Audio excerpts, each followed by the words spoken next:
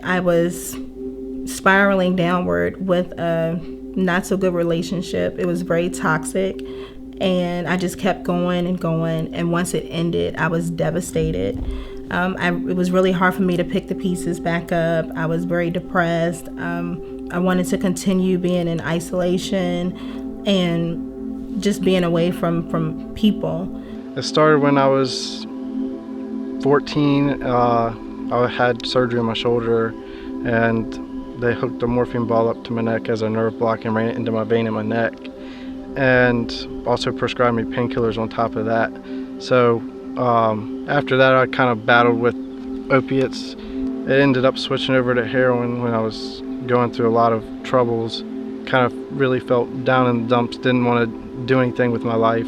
Fought it for a little while. I was clean for a little while, back and forth, back and forth. So one random Sunday in March, we came to the church. I was 36 weeks pregnant with our second son, Cooper, and we loved it. We loved the energy. We loved everything about it. It was when they were meeting at Cackley, the elementary school, and we met Josh and Crystal afterwards, and we thought, okay, this is a really nice church, but we're probably not going to come here because it's a 30-minute drive for us, and we live on the south side, and we thought, okay, it would have to be pretty amazing for us to commit to drive the 30 minutes every Sunday. So fast forward 5 days, and we found ourselves at the hospital ready to deliver our son Cooper.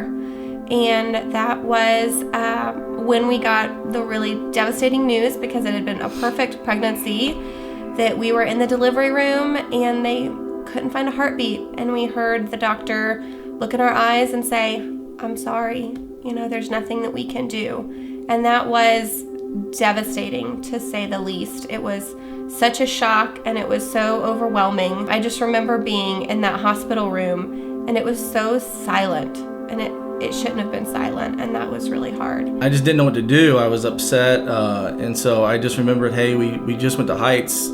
I got Pastor Josh's number. I'll give him a call.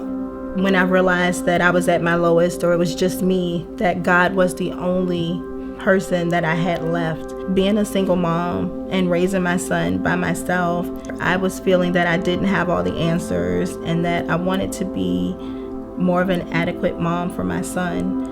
That drove me to figure out what was missing in my life, and that was rebuilding or building a stronger relationship with Christ. I didn't have a church family to really get connected with, or for someone to help me out of those dark times or dark moments. I was prescribed Vyvanse, and I was starting to abuse that, so I decided I needed to stop taking it.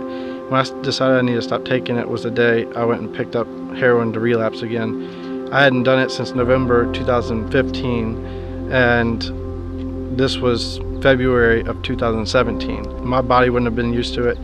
No one would have been home because my parents left for vacation. So if I wouldn't have gotten pulled over, I probably wouldn't have been here. When I got the heroin, I got pulled over as soon as I pulled out of the parking lot.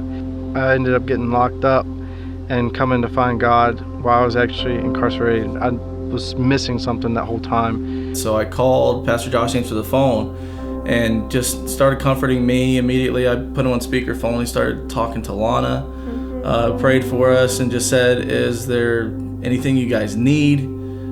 Just let us know, and Heights will take care of it." I prayed for friendships and relationships, and Heights definitely delivered on that. I ended up in the parking lot at Deep Run High School, and it was Heights Church.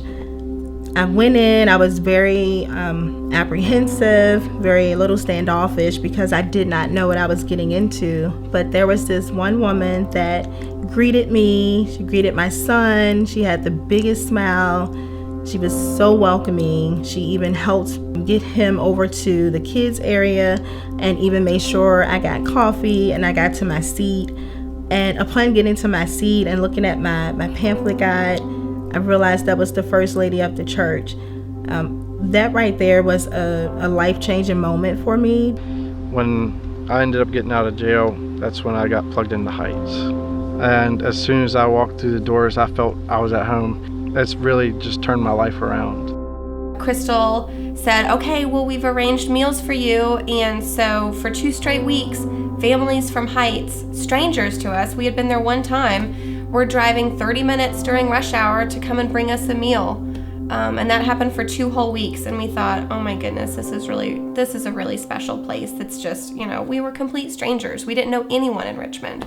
And Heights was just surrounding us with love when we needed it most. Once I became a part of Heights, I really felt that I was indeed home. I was happy, I was connected. I was actually being more involved in something that I had ever been in my entire life. With my parents, they've been able to see a big change in me. My attitude and outlook on life has definitely changed. So with that, my relationship with them has really grown. They're able to start trusting me more, seeing that I'm doing the right thing and doing everything I can to do the right thing. And with that, it's really helped us get a stronger bond. We came to Heights and felt just overwhelmed with love. That's really all I can say, is that there was such a community and such a sense of, okay, well, we've made it through this with this church already, so we're in it for the long haul. We're making the 30-minute drive. So I'm actually now a coordinator in Heights Kids.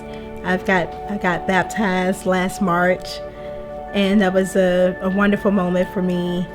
Since then, I've continued to serve, continued to grow in the church. My son and I still attend every Sunday.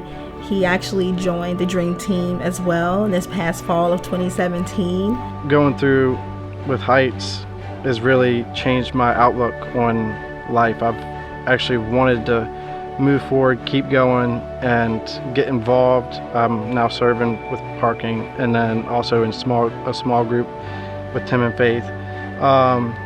And it's just been awesome since I've been home.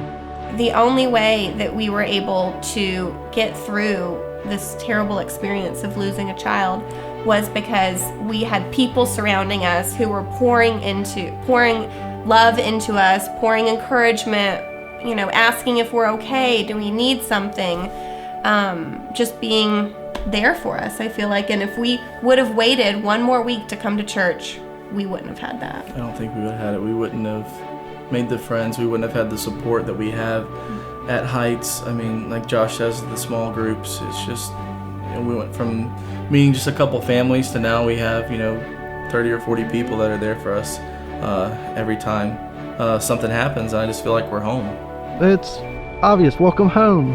Heights is family. We're connected, and we love every minute of it. We will spend time in church, outside of church. That's where we want to be, and that's who we are at this point.